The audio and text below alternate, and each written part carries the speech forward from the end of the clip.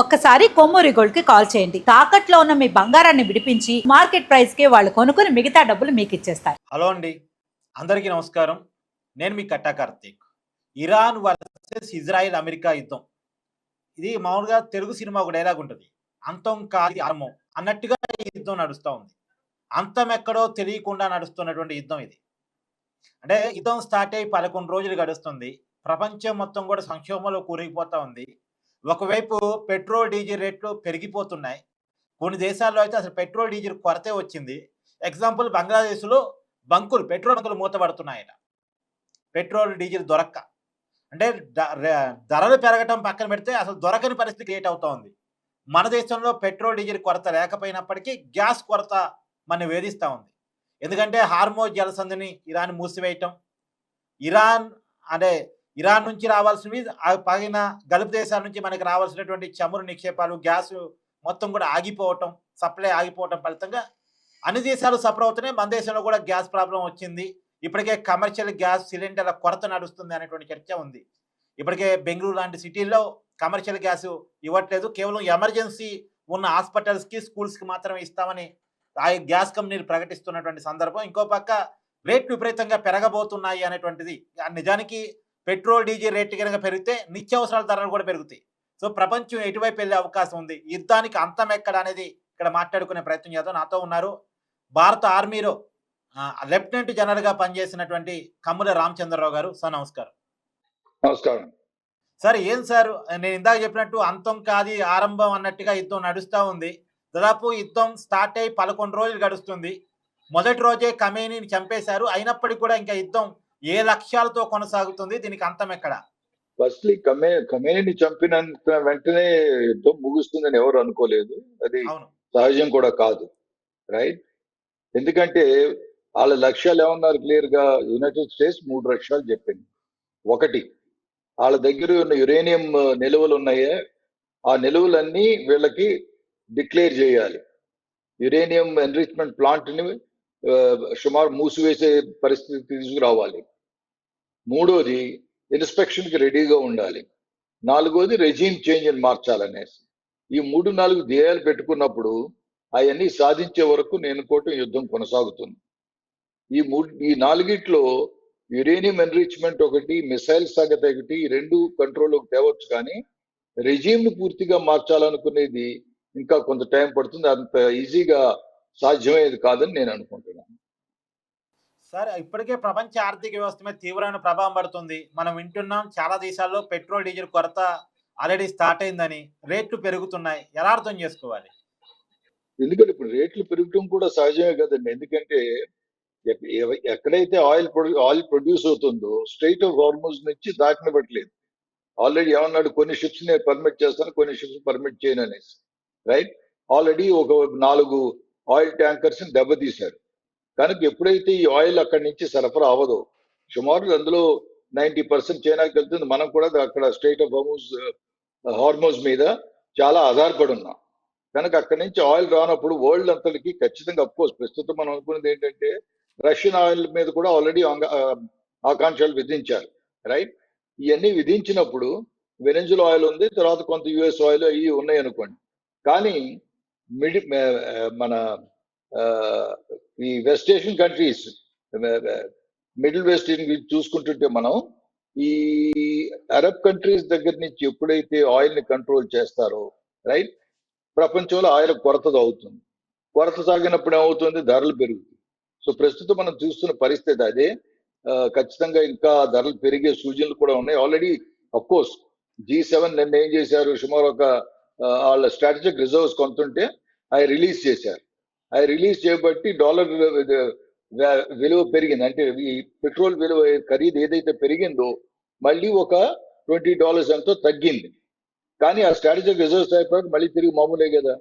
కనుక ఎప్పటి వరకైతే ఇది ఆయిల్ సరఫరా సక్రమంగా జరగదో అప్పటి వరకు ఈ పెరిగిపోతాయి. అది కాక మనం చూసుకుంటే ఇండియాకు పూర్తిగా వచ్చే ఎల్పిజి, రైట్, న్యాచురల్ గ్యాస్, ఇదంతా లిక్విఫైడ్ గ్యాస్ ఇవన్నీ ఉన్నాయే, ఈ ప్రోడక్ట్స్ మనం చూసుకుంటే మనం చాలా ఆధారపడున్నాం.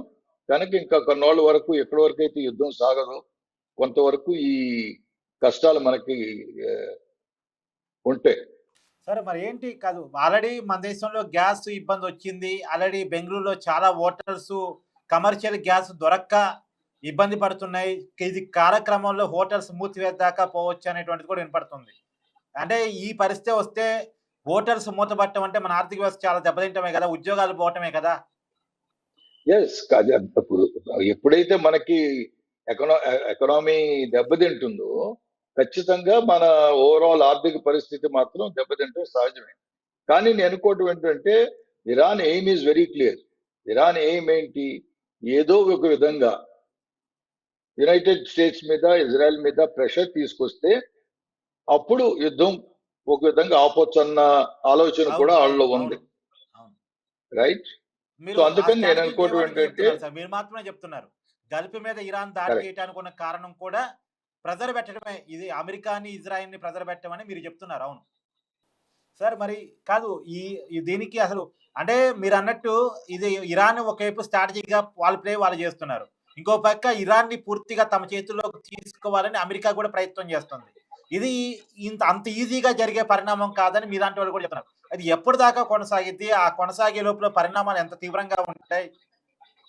ఇది ఇప్పుడు ఎవ్వరు చెప్పలేరండి. ఎంత మేధావులైనా సరే ఎందుకంటే అమెరికాను, ఇజ్రాయెల్ క్లియర్ గా వాళ్ళ అబ్జెక్టివ్స్ వాళ్ళు ఏదైతే ఆలోచించారో, ఏదైతే వాళ్ళు ఇరాన్ ఒక లెవెల్ కి తీసుకురావాలి, ఆ టార్గెట్స్ అన్ని పూర్తిగా తీరే వరకు వాళ్ళు యుద్ధాన్ని కొనసాగిస్తారు. వాళ్ళు యుద్ధాన్ని కొనసాగిస్తున్నంత వరకు ఇరాన్ వాళ్ళని ప్రతిఘటిస్తుంది. రైట్. సో ప్రతిఘటిస్తూనే ప్రపంచం ప్రెషర్స్ ఎప్పుడైతే వస్తాయో ఇరాన్ కూడా నేను అనుకోవటం ఏంటంటే ఖతార్ కానీ ఒమాన్ కానీ వీళ్ళ ఆఖరికి యుఏఈ కూడా ట్రై చేయొచ్చు. వీళ్ళ మధ్య నెమ్మదిగా ప్రెషర్ తీసుకొచ్చి ఏదో విధంగా నెగోసియేషన్స్ స్టార్ట్ చేస్తే ఒక విధంగా ఆ, యుద్ధానికి ఆగే సూచనలు కనిపించవచ్చు.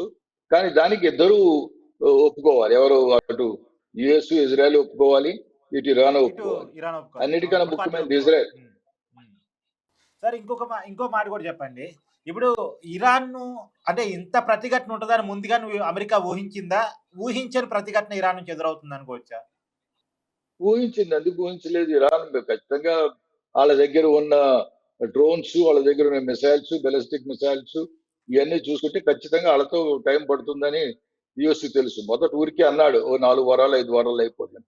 పూర్తిగా ధ్వంసం చేయాలనుకుంటే టైం పడుతుంది. ఎందుకంటే క్లియర్ కట్ గా ఇప్పుడు లీడర్షిప్ కూడా మారింది. లీడర్షిప్ మారినా కూడాను వాళ్ళు చాలా స్ట్రాంగ్ విల్డ్ పర్సన్స్. మొజాద్ ఖమినేని ఉన్నాడే, అతను ఏమంటున్నాడు, ఏ విధంగా అయినా సరే మేము వెనక్కి తీయం, ఎన్నాళ్ళు మేము నాశనం అయిపోయినా సరే మీ యుద్ధాన్ని కొనసాగిస్తాం. ఎందుకంటే వాళ్ళ లీడర్ని కొట్టారు కాబట్టి. రైట్. సో ఇరాన్ ఖచ్చితంగా ప్రతిఘటిస్తూనే ఉంటుంది. ఇది ఇమీడియట్ గా మనం సూచనలు వెంటనే ఆగిపోయే సూచనలు ఏమీ కనిపించడం లేదు. తర్వాత ఎప్పుడైతే వరల్డ్ ప్రెషర్ ఎక్కువ పడుతుందో యునైటెడ్ స్టేట్స్ మీద, ఇజ్రాయెల్ మీద, కానీ రెండు సైడ్లు ఏం ట్రై చేస్తే యుఎస్ ఇజ్రాయెల్ అయితే ఎంతకాలం కొంచెం కొనసాగించి ఎంత నాశనం చేయగలిగితే ఇరాన్ని అంత నాశనం చేయాలని ప్రయత్నిస్తారు. రైట్. అంటే ఇరాన్ నాశనం కాకపోతే ప్రపంచం కూడా ఇబ్బందులు పడుతుంది కదా అని. సేమ్ కదండి పాయింట్. ఇప్పుడు నేను అన్నది ఏంటి? ఇరాన్ ఏంటంటే ఖచ్చితంగా తల ఉంగేసి వెంటనే బాబు మేము ఓడిపోయామని పరిస్థితికి రాదు. రైట్. ఎప్పుడైతే వాళ్ళ గవర్నమెంట్ ఆల్రెడీ బాంబ్ చేస్తున్నారు, గవర్నమెంట్ హెడ్ క్వార్టర్స్ బాంబ్ చేస్తున్నారు, వాళ్ళ లీడర్షిప్ అంతా పోయింది, కొన్ని యురేనియం ఎన్రిచ్ ప్లాంట్స్ చేస్తారు, కొన్ని మ్యానుఫ్యాక్చరింగ్ ఫ్యాక్టరీస్ ని ధ్వంసం చేస్తారు. రైట్. వీటిలన్నిటికీ ఎంత అయితే తట్టుకోగలదో ఇరాన్ తట్టుకుంటుంది. అంతేగాని అంత పెద్ద దేశం వెంటనే మమ్మల్ని క్షమించండి మేము తప్పు చేసాం మేము ఓడిపోయామని వెంటనే తాళ్ల బేరానికి దిగే స్థితి మాత్రం ఇరాన్ లో లేదు. దానికి ఇరాన్ ఖచ్చితంగా ప్రతిఘటిస్తుంది.